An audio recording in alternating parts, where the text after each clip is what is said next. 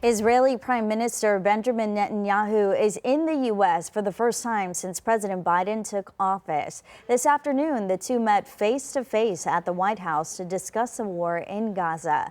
Netanyahu is also planning to meet with the next president of the United States. Skylar Henry has more.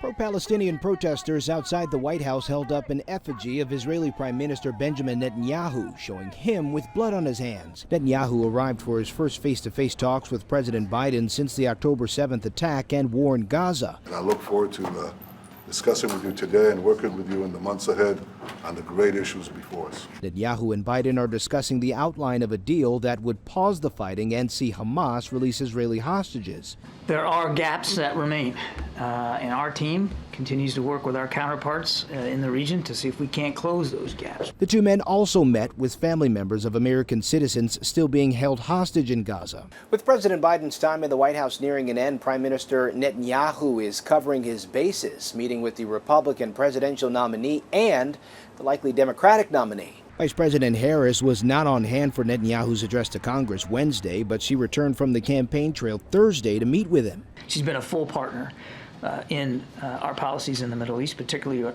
with our policies towards Israel and the war in Gaza. Former President Trump said Israel should wrap up the war quickly because of the bad publicity. Got to get this done fast because the world is not taking lightly to it. It's really incredible. You know, October 7th would have never happened if I was president. Netanyahu is going to Mar-A-Lago on Friday for a meeting with Trump. Skylar Henry, CBS News, the White House.